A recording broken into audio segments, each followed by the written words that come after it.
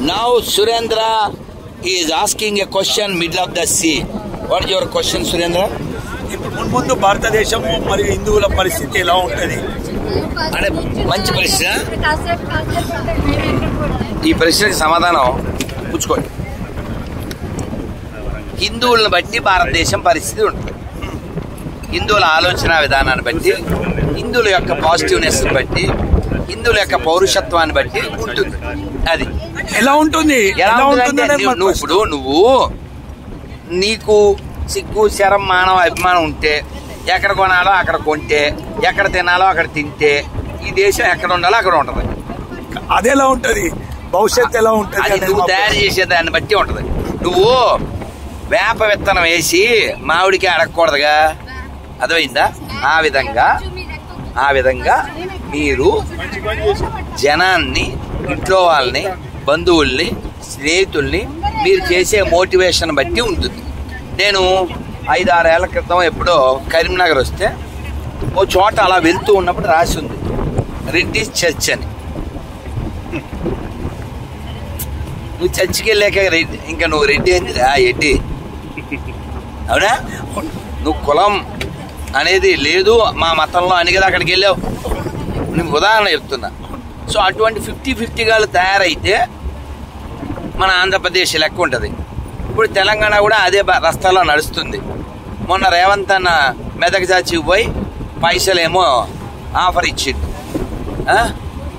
మనము వినాయక చవితికి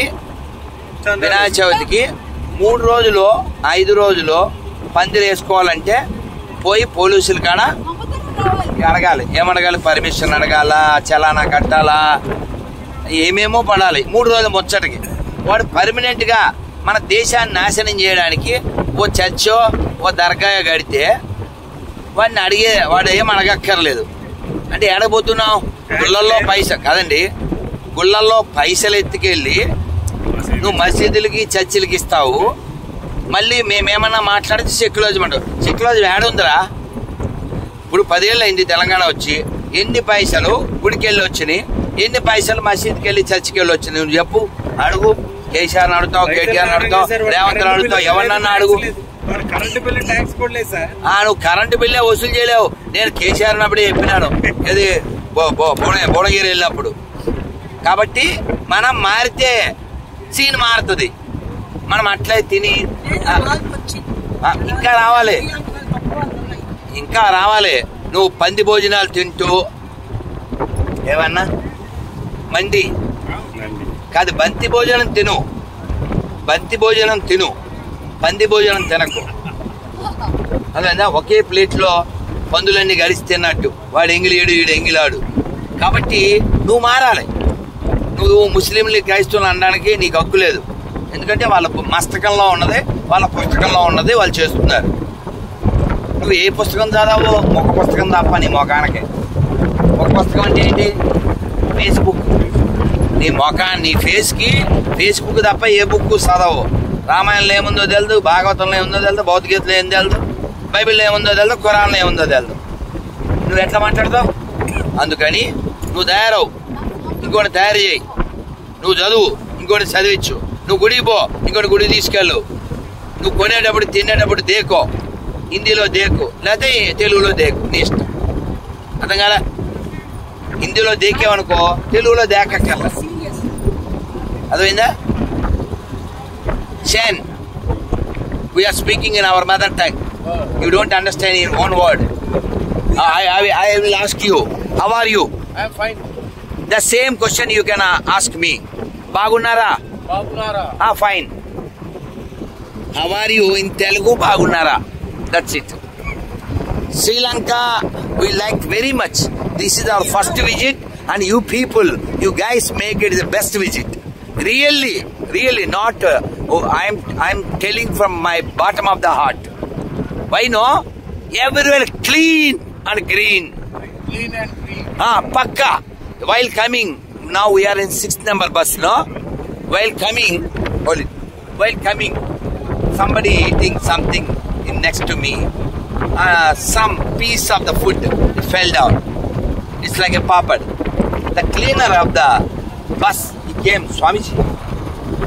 Okay. He came to me and gave the mic. Swami, tell in mic. Nobody should throw the waste. Cleaner of the bus, not owner of the bus. I told you, no, in my bus number 2.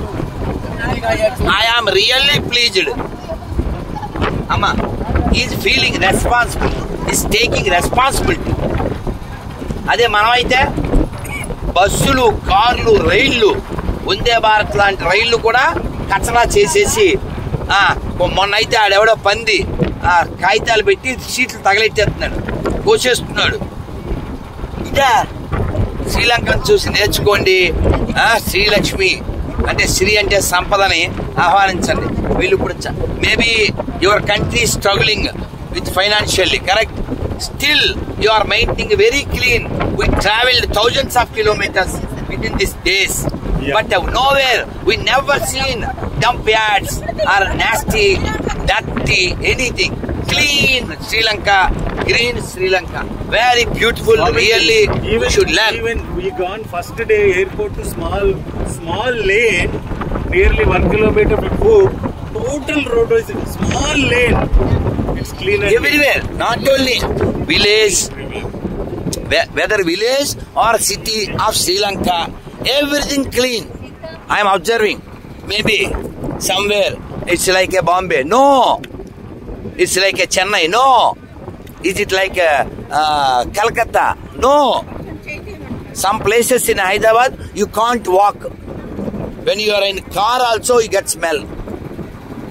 No maintenance. How? Topmost cleaning.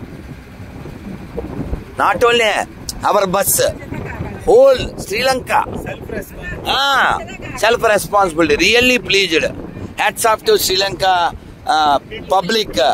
Really. Give a big hand, big applause. Thank you. Jai Sri Lanka. Rama visited this place. And this is the kingdom of Vibhishana. Jai Vibhishana Maharaj ki! Jai Vibhishana Maharaj ki! Jai Vibhishana Maharaj ki! Jai Shri Ram! Jai Shri Ram! Oh, ఈ కొండ మీద కూడా bus పెట్టారు వీళ్ళు. భలే